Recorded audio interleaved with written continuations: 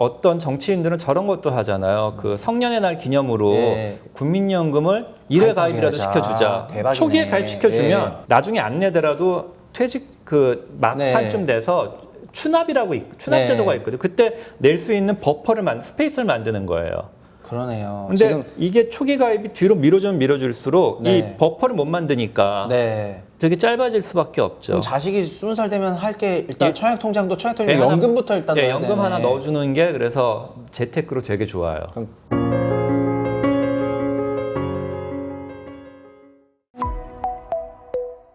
안녕하세요. 채부심 연금센터 최상욱입니다.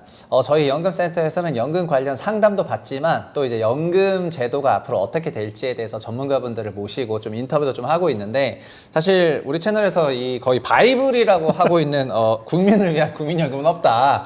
이 책의 저자분이 세 분이시잖아요. 유원준 기자님, 그 다음에 원종현 박사님, 그리고 김우찬 교수, 이렇게 세 분인데, 저희가 오늘은 원종현, 이제 여기 어떻게 적혀 있냐면은 국민연금기금융위원회 투자정책전문위원회 위원장이고 상근 전문위원이시거든요. 그래서 국민연금과 관련한 어떻게 보면 가장 내부자일 수도 있어서 연금과 관련한 얘기를 하는 게 조금 불편하실 수 있지만, 반대로 또 이제 가장 딥하게 연금을 또 연구하시기 때문에 들을 얘기가 좀 많은 것 같아가지고 오늘은 원종현 박사님 모셨습니다. 안녕하십니까? 네, 안녕하세요. 네, 저희 간단히 인사 부탁드리겠습니다. 안녕하세요. 현재 국민연금 기금운용위원회에서 상근 전문위원으로 지금 재직 중인 원종현이라고 합니다. 네. 사실 저 책 쓸 때만 해도 제가 투자정책 전문위원회에서 위원장을 지금 하고 있었는데요. 지금은 네. 일단 위치가 바뀌어서요. 수탁자 책임 전문위원회를 맡고 있습니다. 수탁자 책임 전문위원회요? 요거가 이게 뭐 어려워가지고 이제 어떤 거를 하는 건지 그러니까 간단히 설명해 주시면. 수탁자 책임이라는 것을 네. 이제 수행하는 데 있어서 중심 기관이라고 생각하시면 되는데요. 네. 아마도 그 국민연금에서 제일 아마 3월 되면은 항상 뉴스에 나오잖아요. 네. 뭐 주주권을 어떻게 행사했다는 등, 의결권에서 기업 찬반을 한다는 등.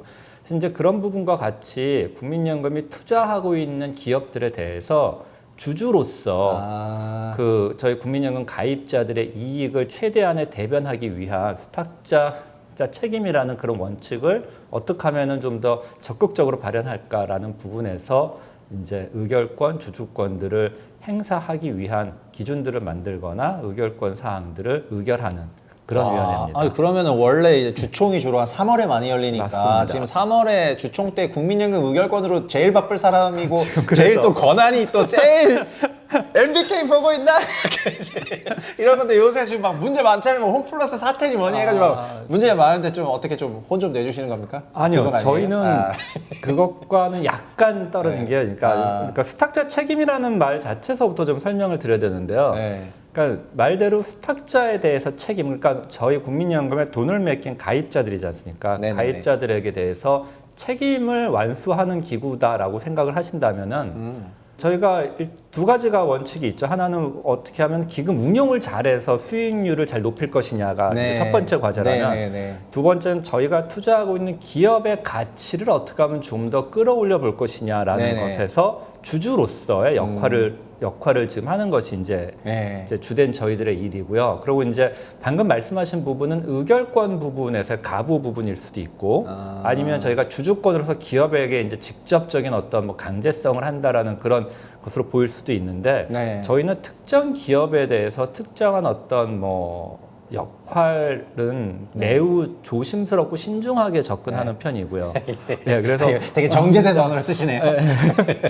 하는 편이고요. 네. 이제 의결권 사항도 네. 저희는 이미 기금융본부에 벌써 저희가 의결권에 대해서 적극적으로 하기 시작한 지가 이제 거의 10년이 다 돼 가거든요. 그러다 보니까 바람직한 주주권이라고 그럴까요? 아니면 네. 바람직한 이사회, 아니면 네. 기업이란 것에서의 어떤 정당한 구조를 갖추기 위한 일종의 하나의 가이드라인들이 이미 다 판례처럼 상당히 쌓여 있어요. 예. 그래서 거의 대부분의 경우에 저희가 주총 시즌이 되면은 의결 사항들은 저희가 전부 다 보긴 합니다. 근데 네. 저희가 본다기보다 기금융본부가 보고 네. 그 사항들에 대해서는 거의 이제 준기계적으로 어떤 의결 사항들은 저희는 찬성이다 반대라고 할 수 있는 기준들이 마련되어 있어요. 네. 그리고 기업들이 아마 좋아할지도 모르는 발언일 수도 있겠습니다. 저희는 디폴트로는 가장 네. 근본적으로는 기업 경영에 대해서는 일단 존중하는 것이 저희의 기본 포지션입니다. 예. 왜냐하면은 저희가 직접 경영하지도 않고 일단 주주인데 그렇죠. 그 경영자 환경을 저희 모르잖아요. 그렇죠, 그렇죠. 단지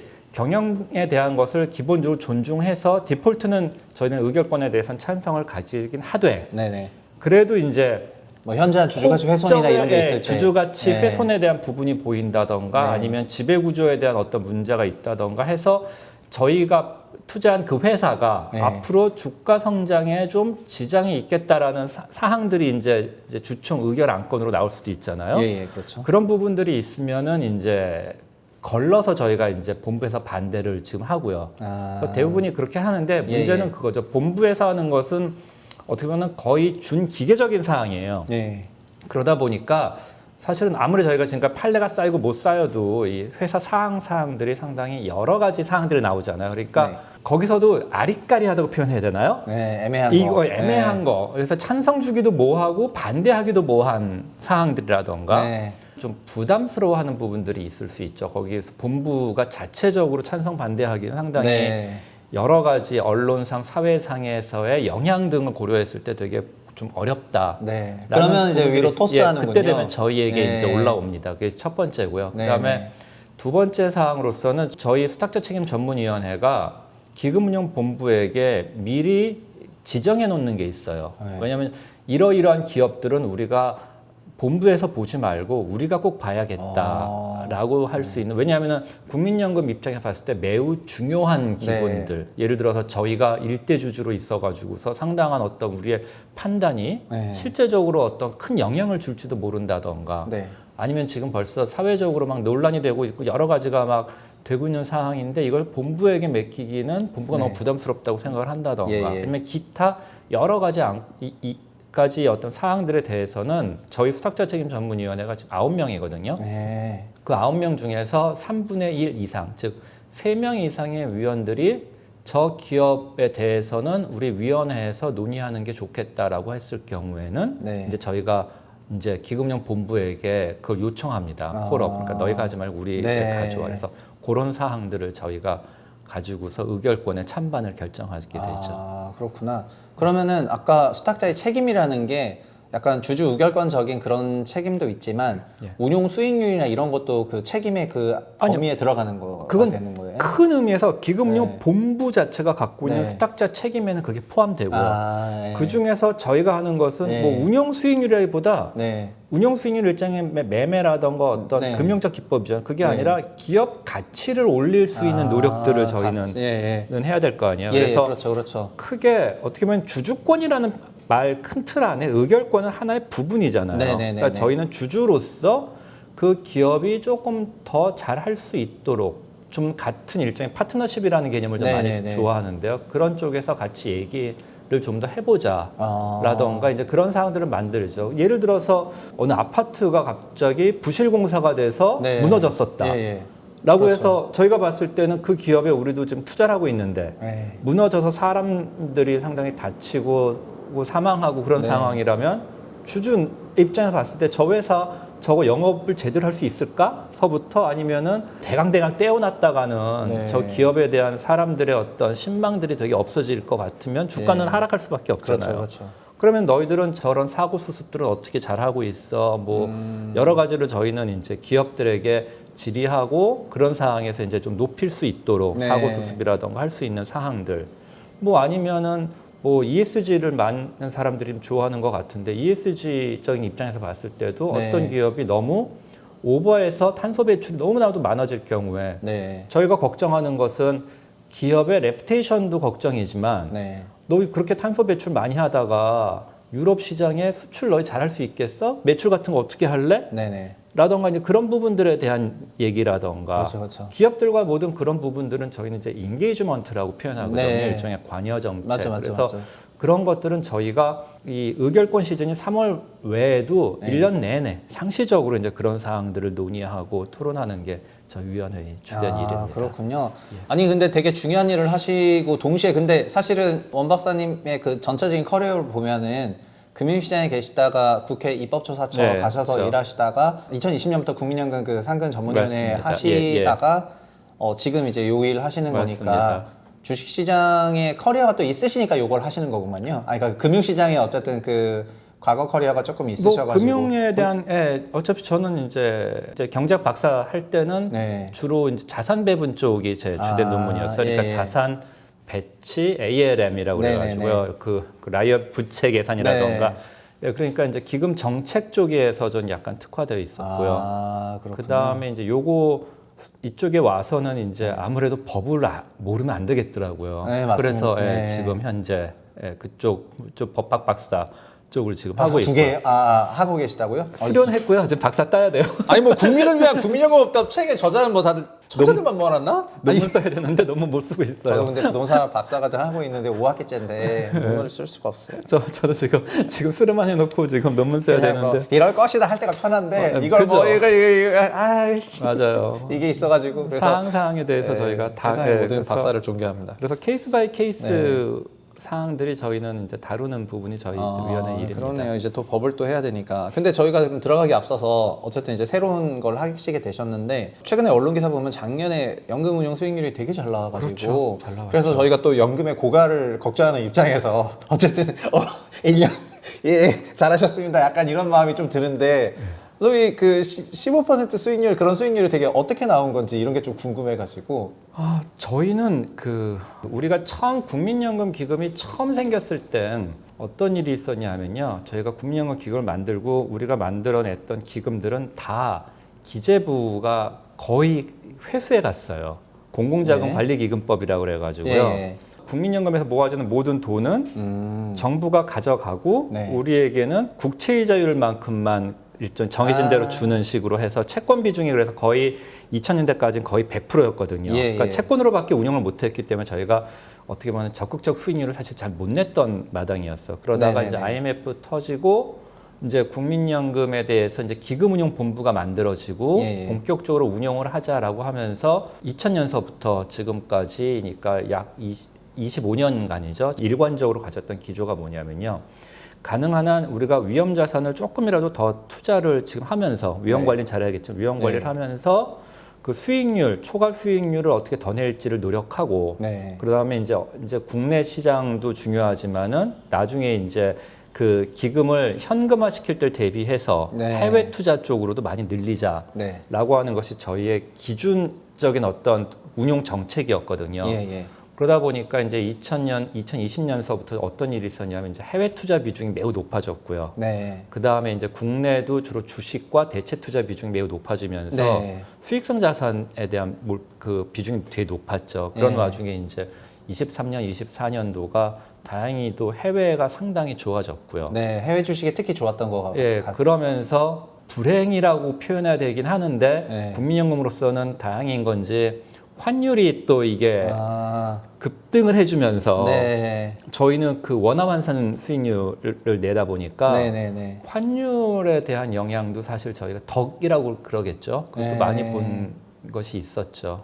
환율이 크게 오른 게 확실히 수익률에 영향을 많이 준 거네요. 그렇죠. 보면은 21년까지 저희가 한 1,140원이었는데 1100이었잖아요. 지금은 언제부턴가 올해 전망할 때 한 1,400원대는 하겠지 하면 1,400원 언저리로 잡으니까 그걸로만 이제 한 20% 이상 난 거여가지고 누적으로 환산하면은 맞습니다. 작년 연간으로 환 효과가 일단 그럼 올해는 지금 환율이 조금 내렸고 그다음에 미국 장도 약간 소위 말해서 좀 꼬라박히는 중이어가지고 연금이 되게 챌린징한 한 해가 되겠네요. 아마도 많은 부분에서의 그런 리스크들이 존재하는 해가 될 거예요. 불확실성인 수도 있는데 이제 이거는 이제 아까 처음 말씀드렸죠. 저희가 위험 자산을 확대하고 해외 투자 확대하고 대체 투자 확대하면서 사실 어느 정도 각오를 좀 했었던 일이에요. 그러다 보니까 사실 저희로서는 뭐 불명예라고 표현할지도 모르겠지만은 2022년도에 코로나가 그때. 한참 있었을 때 저희가 국민연금 역사상 하다못해 예전에 IMF 때라던가 글로벌 금융위기 때도 저희가 수익률이 그렇게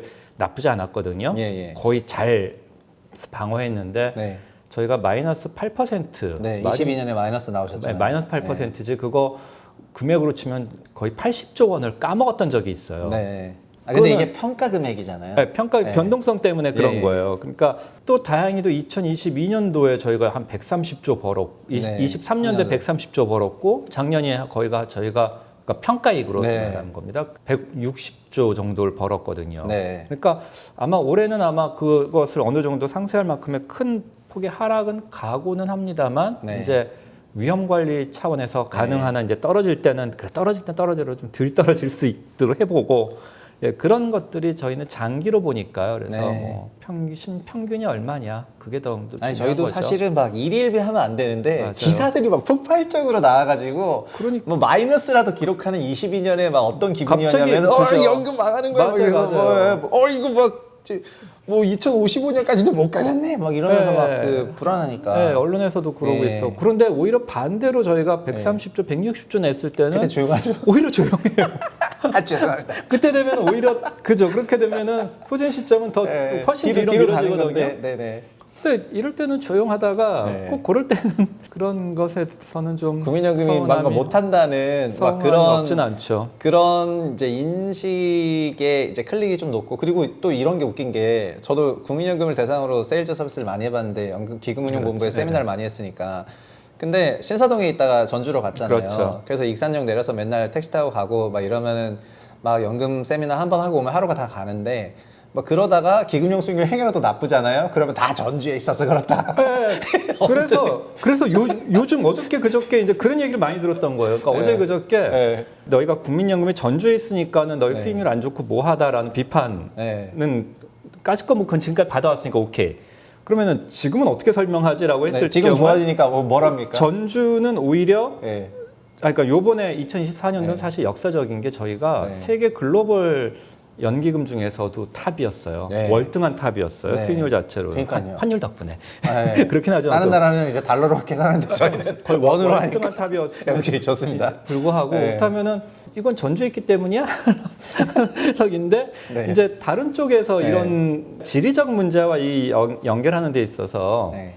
이거는 뭐 그냥 웃자고 하는 얘기인데. 웃자고 네. 하는 얘기라면 그렇죠. 지금 부산 쪽이 신났죠. 봐라, 국민연금 기금 전주 가니까 수익률 저렇게 좋아. 아, 그러니까 부산에서도 막 오라고 그 여러 가지. 다른 기구들, 다른 기관들, 금융기관들. 하면서 아, 그러면서 그쪽에서 오히려 네. 전주를 근데 둘 다 말이 안 저는 약간 둘 다 논리적 그 연관성에서 문제가 되는 것처럼 네. 전주로 가서 수익률이 안 좋다라는 것이 아닌 것처럼 전주로 가서 수익률이 좋다는 것도 아닌데 아무튼 부산 근데 저는 이제 부산은 걸 팔고 있긴 합니다. 부산 지자체에서는 이제 연금의 좋은 수익률이 지금 굉장한 세일즈 포인트네요. 네, 세일즈 포인트를 빨리 와라 이렇게 하기에. 봐라 지방으로 가니까 네. 훨씬 더 수익률이 근데 좋아지지 않느냐. 제가 데리고 있던 그 리서치 어시였던 친구 2명이나 이제 한 명은 이제 아예 연금으로 갔고요. 네. 연금 본부로 갔고 거기서 이제 대체를 하고 있는데 네. 근데 대체 투자를 하고 있는데 가서 그러더라고요. 뭐 차장님 제가 전에 하늘 건 차장이니까 차장님 여기 오니까 아무것도 없고요. 그러니까요. 뭐 일만 하기 일만 하게 좋습니다. 돼요. 그래서 기금용 수익률이 안 좋을 수가 없는데 일만 하는데 어떻게 안 좋을까? 그러니까요. 그래서 근데 저희도 그 세미나를 많이 갖고 거기에 뭐가 있는지 잘 알고 있는데 근데 가면 어쨌든 서울보다는 수도권보다는 환경이 일에 집중적인 환경은 맞고 또 집 문제가 크게 없거든요. 그 그럴 주변에 수도 있는 있겠죠. 그 신도시의 주택 가격이라는 게 큰 뭐가 없고 그래서 거기 가서 어쨌든 전주 분과 결혼한 건 아니지만 그놈이 거기서 이제 열심히 해가지고 작년에 바로 결혼했고 그다음에 다른 친구도 또 어떤 생각하냐면은 그냥 여의도에서 있다가 그냥 연금에 한 3년 5년 정도 가 있을까. 그래서 거기서 가서 이제 거기서 생활하면서 좀 돈 좀 모으고 커리어도 모으고 왜냐면 NPS 떴다 그러면 뭐 그러고 서울로 와도 저는 네. 오히려 여러 가지로 전 바람직한 현상이라고 생각합니다. 맞아요. 사실 저도 저 어렸을 때 그 삼성물산 기술직으로 있을 때 그때 제 전략이 뭐였냐면은 제일 힘든 데가 어디냐 뭐 이 해외래요. 그랬더니 이집트 그럼 이집트 갔다 오면은 제일 힘든 데 있었으니까 또 해외 현장 그렇죠. 출신의 해외 사람들이랑 커뮤니케이션 하고 그런 걸 했었으면 그걸 토대로 한국에서도 뭐 자리가 많이 생기겠지 해서 막 갔었거든요. 그러니까 젊은 사람들이 막 요즘에 편하다 이런 것만 아니라 고생을 통해 가지고 한 차원 점프하려고 하는 심리도 있기 때문에 연금이 되게 전주에 가가지고 저 개인적으로는 뭐 괜찮다고 생각합니다. 저희 건설 에널 여의도 주시장에서 기금으로부터 많이 갔고 어쨌든 연금이 작년 160년으로도 와 그러기도 어마어마하네. 하고 이건 딴 얘기일지 모르겠지만 저는 저런 생각을 합니다. 그러니까 우리나라 국민연금이 가지는 사명 중에 하나가 물론 수익률도 내야 되지만 네. 사실은 국내 자본시장을 선도한다라는 입장이 이미 쓴 거라면 네. 자본시장을 이끌어줘야 되거든요. 바람직한 방향으로요. 사실 스튜어십 코드의 문제라던가 네. 사실 자본시장에 대한 지금 코리아 디스카운트 문제를 사실 저희 수탁자 책임 전문위원회가 제일 아마 주력하는 것이 그 우리 기업의 코리아 디스카운트 요인을 어떻게 좀 없애면서 가격을 정상화시킬 것이냐라는 네. 부분이 사실 저희 어떻게 보면은 메인 그 동력일 수도 있을 거예요. 그런데 네. 그런 부분들은 이게 지금 분위기가 어떤 분위기냐라고 느꼈을 경우에는 그런 것 같아요. 지금 10명이서 한 걸음 가는 게 아니라 네. 지금 국민연금 혼자만 10걸음 가버리고 나머지 자본시장은 계속 네. 뒤에서 있으면서 네. 사실 선진화에 대한 부분에서의 저희가 좀 아쉬운 부분들이 있는데 네.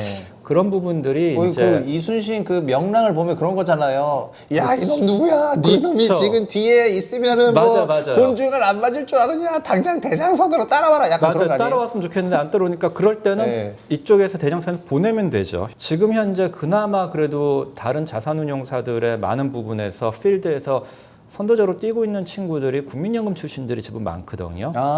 네. 네, 자본, 네. 그러니까 왜냐면 국민연금에서 이미 몇 조 이상 해봤고 해외 네. 투자 해보고 큰 규모에서의 특히 저희의 그 시스템과 네, 뭐 네, 여러 네, 가지 방식에 맞춰서 그것이 이제 저는 계속 뭐 전주에 있기 때문에 이게 안 좋다가요. 전주에 있는 친구들 중에서 네. 젊은 친구들 아까 말한 그런 네. 친구들이 이제 서울 자본시장으로 와서 이것들을 네. 함께 이끌어낼 수 있는 부분. 그래서 같이 공생하면서 같이 크는. 맞아요. 사실은 사실 저는- 연금 수준은 엄청 높아요. 네, 그래서 제가 저는, 예. 상대해 보면은 그냥 알잖아요. 그러니까 물론 이제 다른 운용사를 다 비판하거나 이런 게 아니라 아무래도 사람과 시스템이 갖춰지고 트랙 레코드가 엄청나고 그 연금의 파트너들 수준이 높잖아요. 그렇죠. 맞습니다. 그러니까 연금의 파트너들 수준이 높은 데서 트레이닝된 사람들의 생각하는 방식 자체가 완전 그렇죠. 달라요. 그리고 일단 기본적으로 초장기고 그러니까는 막 다음 분기 다다음 분기에 너무 집중하지 않아가지고 되게 다른데 이제 이쪽에서는 또 여의도의 그 운용 효율화를 추구하는 쪽에서는 이런 거거든요. 뭐 다음 분기 실적 얼마 남아 나한테만 알려줘. 뭐 이런 극단적으로 말하면 약간 이런 그렇죠. 건데 그러다 보니까는 수준 차이가 많이 난다 네, 생각합니다. 그러니까 그런 부분들을 이제 조금씩 같이 이제 좀 선진화적으로 깨 나갈 수 있는 사실은 그런 흐름에서도 저희 기금융 본부가 해야 되는 역할들은 사실은 무시할 수 없는 부분이라고 저는 생각을 갖고 있고 거기에 대해서 좀 사명감도 저희는 좀 가져야 된다라는 거죠. 올해 그러면은 근데 저희가 이제 책 얘기로 돌아가서 국민을 위한 국민연금은 없다의 그 연금 개혁안은 312로 개혁안이었는데 지금은 이제 용어를 약간 416 개혁안으로 그렇죠. 용어 수납을 한번 바꾸신 것 같고 4는 저희가 납부를 9% 하고 있는 거를 13%로 올리자고 어느 정도 여야 할 것 없이 거의, 시민단체까지 네. 다 합의를 했으니까 그거는 가는 거고 그리고 그거는 김은창 교수 쪽에서 들었는데 현재 소득 대체율을 40년간 납부해서 40%를 받으려면은 12% 정도는 넣어야 되고 한 43% 정도 받으려면은 13 정도 넣어야 되니까 이제 그 정도 선에서 12, 13에 대해서는 이제 어느 정도 합의가 된 거고 마지막으로 6% 운용 수익률 같은 경우에는 연금이 4.5를 지향하지만은 이번에 그 5차 추계에서도 나왔었지만 5.5고 그리고 누적으로는 6% 중반 정도 됐으니까 그다음 위험자산 관리 잘해서 누적으로 장기 누적으로 보면은 뭐 6을 못할 것도 없다. 그러니까 이것도 맞습니다. 어느 정도 합의가 되는 거다. 근데 그 일에 대해 가지고는 지금 재정 투입을 사실상 안 하고 있는데 그거를 안 하게 됐을 때 나중에 너무 큰 문제가 생기니까 막 투입을 하자고 하는 내용으로 저희가 416으로 알고 있어요. 예, 맞습니다. 근데 원 박사님 같은 경우에 그 또 416을 같이 공감하면서 이 풀잭에 이제 참여하신 걸로 제가 알고 있고 근데 여기서 기금운용을 담당하시니까 약간 기금운용 수익률 쪽을 거라고 생각해서 제가 유가 관련된 부분을 조금 물어봤는데 이 중간에 있는 그 416에서 그 일부분을 또 딥하게 그 연구하신 게 있더라고요. 그래서 오늘 이제 질문은 어떤 식으로 좀 시작하고 싶냐면은 연금을 실제로 이제 보시는 입장에서 재정 투입이 없는데 이제 이거 노인연금으로 나가는 부분을 이제 투입하자는 얘기를 저희가 업로드를 하니까 또 댓글들이 뭐가 막 달리냐면은 뭐 그냥 약간 뭐 일 안 하는 사람들 이제 재정 투입해서 돈 주면은 일하는 나는 특히 90년대 이하는 그런 마음이 들 수밖에 없는 게 55년부터 고갈되면 자기는 받을 수도 없는데 맞아요. 이제 지금 막 그 재정 투입하면 그거 되냐 막 이러면서 막 그 재정 투입에 대해서 막 반대론을 막 펴는 게 있어요. 그래서 재정 투입에 대한 그 당위성을 좀 더 딥하게 좀 설명을 하는 게 오늘 좀 필요한 것 같습니다. 일단 처음에 재정 네. 투입 1%를 반대하는 사람들의 논리에 대해서는 설명을 먼저 해야 될 거. 왜 1% 네. 넣는 걸 반대하냐. 예. 첫 번째는 그거죠. 재정 투입 1%는 하늘에서 1%가 떨어지냐, 석유가 나오는 거냐, 그건 아니지 않느냐. 예, 그러면은 예. 1%를 만들기 위해서는 추가적인 세원 확보를 지금 하던가 해야 되죠. 아니면 네, 추가적으로 하던가. 뭔가 재정 만들어줘야 되는데 사실 네네. 지금 1%에 대해서 별도의 세금을 더 걷는다고 치면은 네. 그 세금은 결국에는 다시 채권이라던가 이제 국가 부채가 돼서 네네. 나중 후대까지 그대로 연결되어지는 부분이기 때문에 무의미하다. 네. 굳이 1%를 지금 넣는 거나 미래 넣는 거나 큰 차별이 없을 정도로 무의미하다라는 게 네. 첫 번째 반대 논리고요. 그건 네. 이제 많은 경제학자들이 얘기하는 것이고요. 아, 예. 그다음에 두 번째로 반대하는 부분은 뭐냐면요. 형평성 문제가 있다. 왜냐하면 네. 현재 재정을 1% 투입해서 국민연금에게만 기여를 한다면 예. 사실 국민연금을 내지 않거나 아니면 네. 다른 직역에 있거나 네. 사실 그런 부분들의 사람들의 세금을 걷어서 내는 것인데 네. 그거는 오히려 국민연금 가입자들에게 별도의 이렇게 비대칭적인 지금 혜택을 주는 것이 아니냐. 그거 진짜 공무원연금 라는 가입자들이 부분들이고요. 할 법한 말이네요. 그러고 있어요. 그러니까 내가 공무원연금이 내 세금을 왜 국민연금에 넣어 네, 공무원연금에 첫 다 번째. 넣고 이런 근데 말이네요. 왜 공무원연금은 세금인데 말이죠. 아무튼 네. 첫 번째 그렇고 그다음에 네. 세 번째는 저출산 고령화가 되게 심각하면서 네. 그렇지 않아도 아마 10년, 20년 후에는 우리나라가 초고령 사회가 되면서 네, 네. 노인들에게 지출할 금액이 지금 뭐 기초연금뿐만이 아니라 뭐 네. 이렇게 하다못해 노인정 건립 비용이라던가 네. 뭐 또 거기 냉난방이라든 여러 가지로 해서 노인들 복지를 위해서 아니면 의료비 지원이라던가 해서 상당히 앞으로 노인들을 위해서 지금 써야 될 재정원들이 되게 많이 지금 첩첩이 쌓여 있고 이거 준비하는 것도 좀 벅찬데 예, 예. 왜 지금 1%를 낼 만한 여유가 있겠느냐. 네. 가뜩이나 국민연금은 지금 거의 1200조 원 정도 쌓여 있는데 부자한테 그렇죠, 돈을 그렇죠. 그러니까 보태줄 만한 뭐 근거가 뭐냐라는 것이 현재 재정 1%를 반대하는 사람들의 기본적인 생각이에요. 그래서 네. 저는 그것에 대해서 이제 하나씩 반박할 수 있는 부분이 네. 있다라는 것이 이제 제 평소 그럼 주장인 하나씩 것이고요. 이제 실제로 그 반대 논리를 얘기하면 더 좋겠네요. 일단 첫 번째 얘기에서는 네. 그 1%에 대한 그 추가 재정의 투입이 미래 1%랑 같다라는 말 속에는요. 네. 연금이 운용이라는 기금을 좀 생각을 하지 않으시고 네. 대부분이 부가식 개념, 그러니까 별도로 세금 조성해서 네. 윗세대 주고 그것이 부채가 돼서 미래로 갔을 때 그대로 주는 네. 것이다라는 생각인데요. 예를 들어서 네.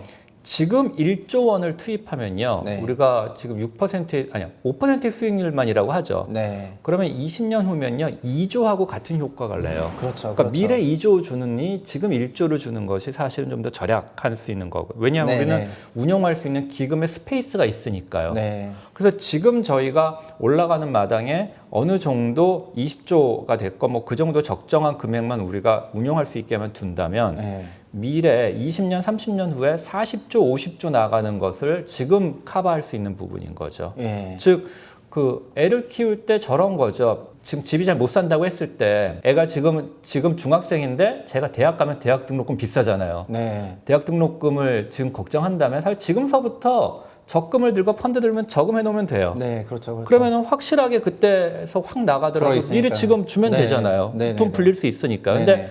지금 살기도 급급해라고 하다가 막상에 대학 가면은 그 돈은 목돈이 나가니까. 네, 카드빚을 내든지 뭐 네. 하되는 그런 부분들보다는 오히려 그런 입장에서 지금 하는 것이 오히려 낫다. 예방적 성격으로 지금 나는 미리 하는 게 좋다는 거는 뭐 수리적으로 입증이 되는 것 같습니다. 예, 여러 가지로 네. 입증이 될 수 있는 부분이고요.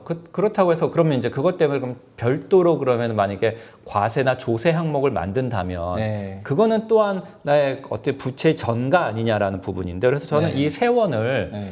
굳이 없는 세원을 별도로 만들자는 것이 아니라 기초연금으로 해서 지급할 수 있는 부분들을 네. 미리 지금 좀 땡겨서 지급해주고 네.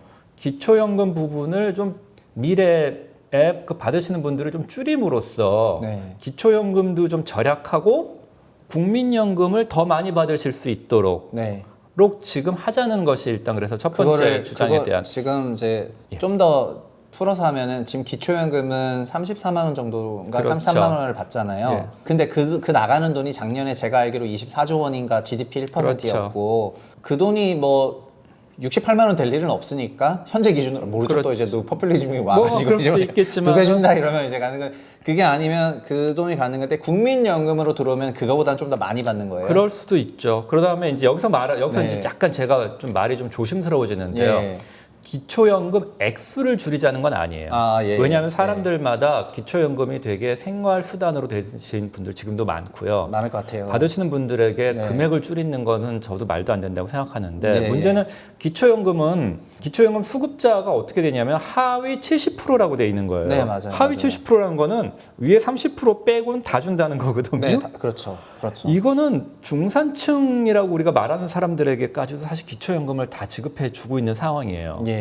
예전에는 하위 70%가 그래도 어느 정도 설득력이 있는 게 그때는 국민연금에 가입 못하신 노인분들이 거의 70, 80%였어요. 네, 연금이 88년, 99년 생겼으니까 그렇죠. 짧으니까 사전에 납부를 못 하셔가지고. 그렇죠. 그래서 네. 정말 그 급여 사각지대라고 그러는데 네. 받지 못하시는 분들은 그분들이 그 당시는 7, 80%였기 때문에 네. 그거는 맞아요. 아, 그때는 못 냈던 사람이 70%니까 하위 70% 그죠. 준다 하면은 연금도 못 내신 분이 기초연금 가져가는 게 컨셉이 맞다. 그렇죠. 근데 지금의 노인들은 연금을 좀 오래 내신 분들도 있다는 거죠. 점점 많아지고 네. 있는 거죠. 근데 그분들까지 해서 하위 70% 해버리게 되니까 어떻게 보면은 일종의 좀 저는 과부담 효과도 좀 나타나는 것 같고요. 네. 그러면서 이제 국민연금의 신뢰 문제도 사실은 왜냐면 네. 기초연금 이렇게 그냥 공짜로 나오는데 내가 뭐 내 돈 내가면서 뭐 국민연금 해? 네. 라는 부분도 있으면서 또 하나의 문제가 뭐냐면은 지금 경제활동 인구들 중에 국민연금 가입에 대한 유인을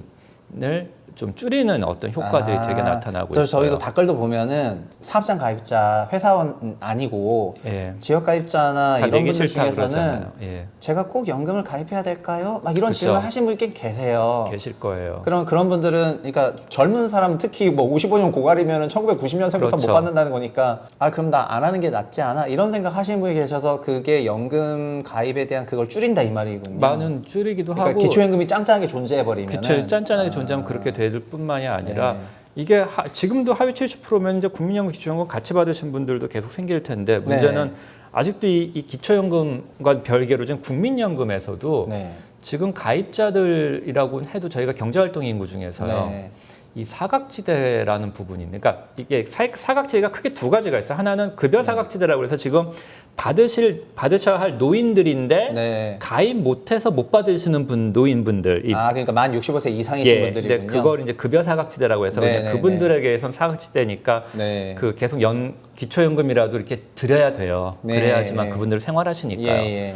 문제는 그거죠. 적용 사각지대라고 그래가지고요. 네.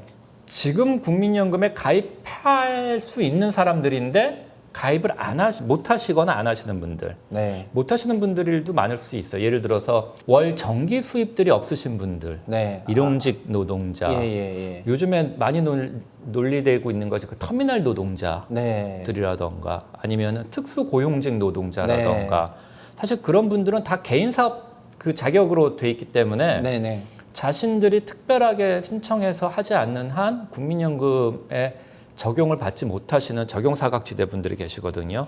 개인인데 개인 사업자 등록을 안 하는 그치만 처음은 그럴 수도 개인 있죠. 사업자처럼 되는 이런 그렇죠. 사람들이 많더라고 요새. 예. 그 특고. 요식업에서 알바할 때 맞아요. 보면은 다 3.3%만 떼고 그냥 주겠다 이래가지고. 맞아요.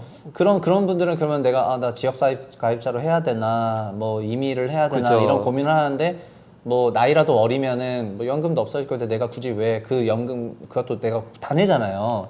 그러니까 그 사업장 그게 더 문제죠. 가입자는 예. 4.5만 9% 단위 내는데 맞습니다. 그러니까는 연금 안 하겠다 거의 10%대 가는 거네. 사실상 체감으로는. 그리고 그게 13%가 올라가게 13% 오르면 되면은요. 와 그러면 진짜 안 내겠는데요. 9만 원 내던 게 13만 원 내는 거는요. 네. 4% 포인트가 올라가는 게 아니죠. 그건 이제 50% 뭐 뜨는 거의 거죠 현재 완전히 이렇게 올라가게 체감으로. 되는 거니까 그래서 그런 네. 친구들이 문제가 되는 거는 그들은 좋아 안 내도 좋다 오케이 까짓 거뭐 한다고 네. 쳐봐요. 예. 그럼 그 사람들이 그대로 연금을 가입 안 하고 있다가 65세가 돼서 퇴직을 한단 말이에요. 예. 그럼 이분들은 국민연금이나 노후소득 보장을 못 받아요. 맞아요. 만약 오로지 기초연금만 받아야 돼요. 예. 그러면 저희는 노인민고는 사실 낮추기가 되게 어려워진과 동시에 기초연금 역시 줄이기가 되게 어려워져요. 예.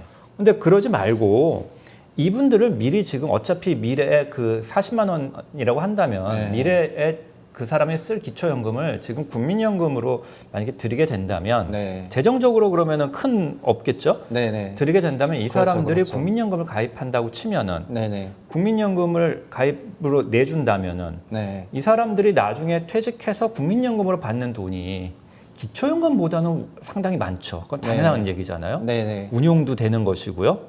그러면 맞죠. 복리로 오히려 불어가니까. 네, 복리 불고 운용도 되는 부분들이니까 기초연금 주면 그땐 또 부가식 때문에 그 당시에 그 사람이 65세가 되는 미래에 일하는 사람들의 부담이 돼요. 네. 근데 국민연금은 지금서부터 내주기 시작하면은 네네네. 그 사람들의 부담을 되게 절감하면서 이 사람도 기여를 통해서 당당하게 받아가는 부분이거든요. 예. 보험이니까요.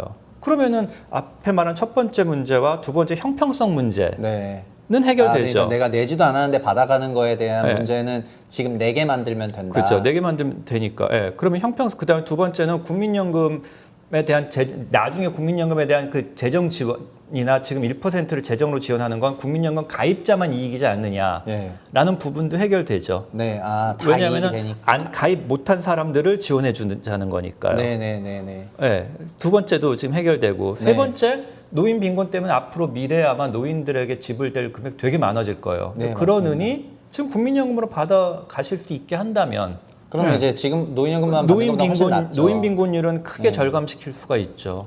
그러면은 지금 사실은 솔직히 말하면은 저도 416에 공감하는 입장에서 그 안 하자는 거를 솔직히 잘 공감을 못 그래서 하겠는데. 저희가 얘기하는 거네. 그래서 사각지대를 우리가 너무 이런 부분들과 다른 범주로 볼 것이 아니라 어떻게 보면 잠재적 노인 빈곤층을 지금 이 재정 1%를 통해서 지원하면 그건 어차피 보험료로 돼서 기금으로 어차피 가잖아요. 네. 그럼 기금은 당연히 증가되는 것이고 네, 이 그렇습니다. 사람들은 그렇습니다. 이 사람들대로 사실은 해피한 것이고요. 그러면은 저희가 정리하면 아까 사각지대를 급여 사각지대는 연금 수급받는 만 65세 이상의 분들 중에서 지금 연금을 못 받는 분들이 네, 계신 그건 어쩔 수 없죠. 네. 거고 근데 지금 소위 아까 적용 사각지대인데 제가 좀 말이 어렵다고 느끼는 게 그러니까 사실 가입 사각지대인데 그렇죠. 맞아요. 가입자 대상자 중에서 지금 연금 안 낸 사람이 그렇죠. 많다는 거잖아요. 네, 가입 못하신 분. 네. 근데 사실 그게 많더라고요. 저희 그 연금 홈페이지도 가보니까 그 연금이 59세까지잖아요.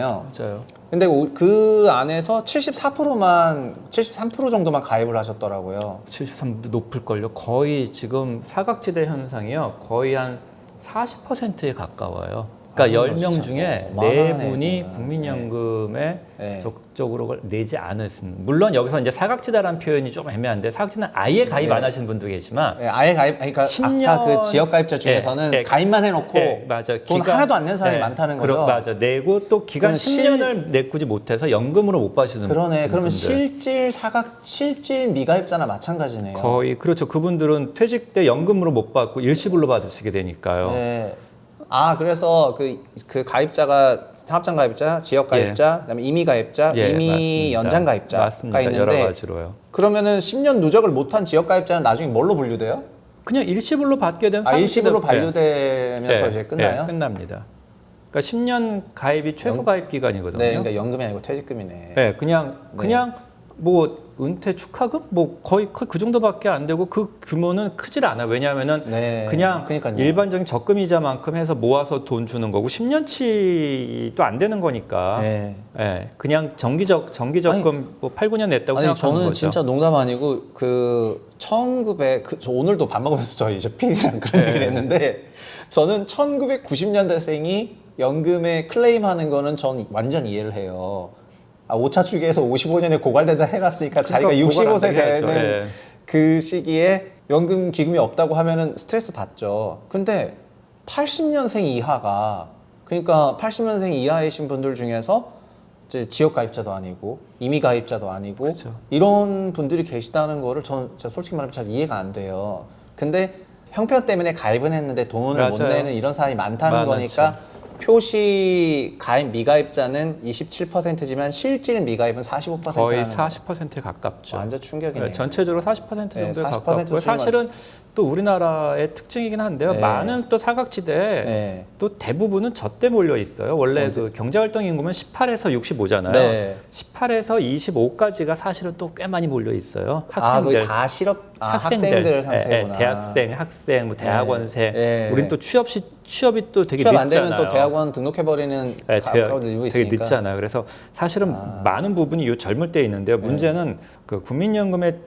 사용한 재테크에서 제일 첫 네. 번째는요.